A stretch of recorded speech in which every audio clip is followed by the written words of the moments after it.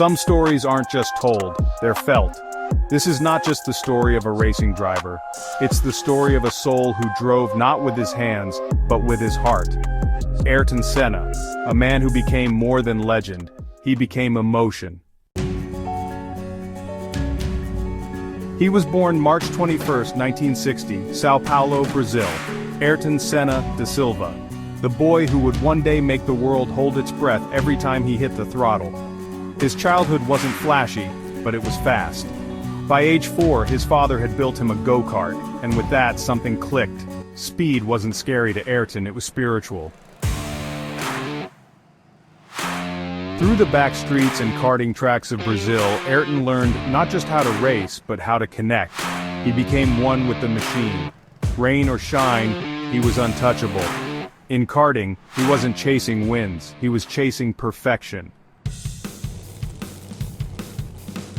He once said, "Being second is to be the first of the ones who lose."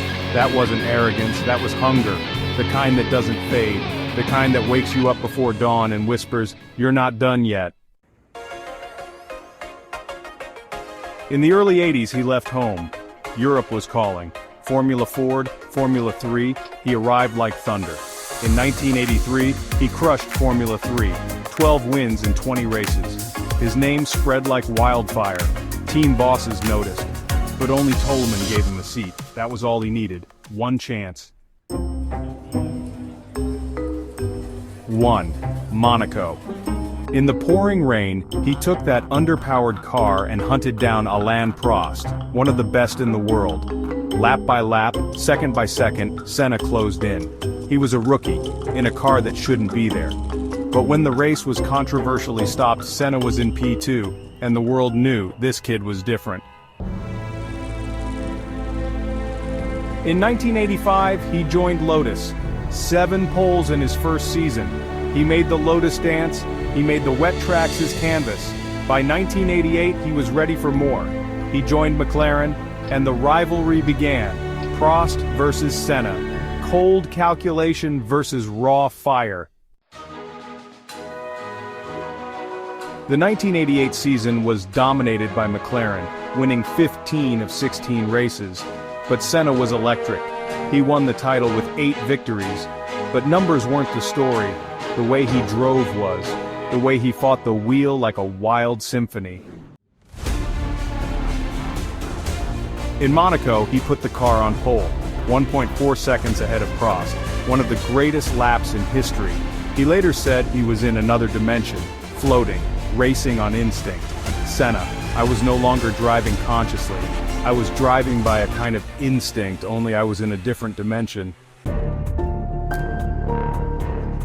But rivalries burn hot. In 1989, tensions exploded. Japan, Suzuka. Senna needed to win to stay in the championship. He dived inside Prost. They collided. Senna kept going, won the race, but was disqualified. Prost became champion.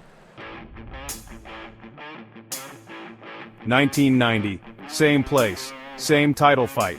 This time Senna took pole, but the FIA moved the clean side of the grid to favor Prost. Furious, Senna warned them.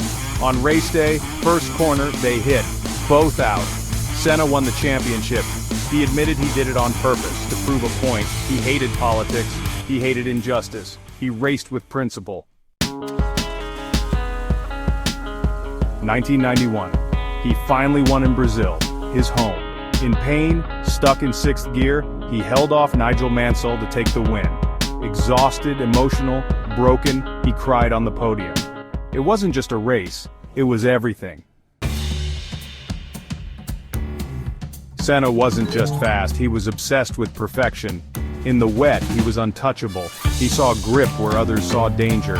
In Donington 1993, he started 5th and passed 4 cars in the opening lap. In one lap, in the rain. It's known today as the greatest opening lap in F1 history. But under the helmet, he was more than fire. He was deeply spiritual. A man who often spoke about God, about feeling a presence while driving. He gave millions to charities in Brazil, quietly. No cameras, no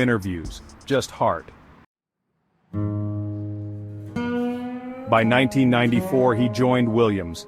The car was fast but unpredictable. He was determined to fight again, to bring down the rise of Benetton and Michael Schumacher. The season started in tragedy. Rubens Barrichello crashed badly in practice. Then, Roland Ratzenberger died in qualifying. Senna was shattered. For the first time, he looked scared. He didn't want to race, but he did.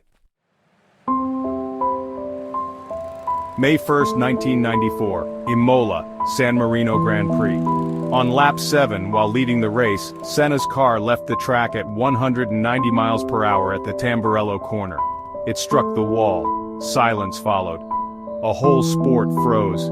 He was airlifted, but it was too late. Ayrton Senna was gone, age 34. The world stopped. Fans wept. Rivals cried. Brazil declared 3 days of national mourning. His funeral saw millions pour into the streets. He was more than a driver.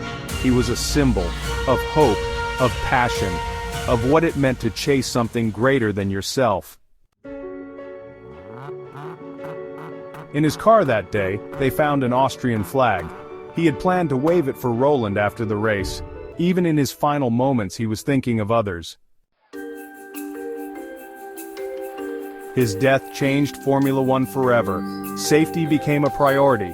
Lives were saved because he was lost. He didn't die for nothing. But he didn't really die either. Not in the hearts of those who watched him. Not in the minds of future champions.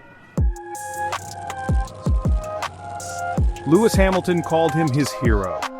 Sebastian Vettel wore his colors. Drivers today race on tracks made safer by his legacy. Senna's story is lightning in a bottle. It's not neat, it's not perfect, it's beautiful, it's flawed, it's human. He once said, "If you no longer go for a gap that exists, you're no longer a racing driver." That wasn't just about racing, that was about life, about taking risks, believing in the impossible. Ayrton Senna didn't race for fame, he didn't race for money, he raced to feel alive, to make others feel alive. His helmet wasn't just yellow, it was gold. Because that's what he gave every time he sat in that car, pure gold. He's not forgotten, he never will be, because legends don't retire, they don't fade, they fly. Ayrton Senna da Silva, forever.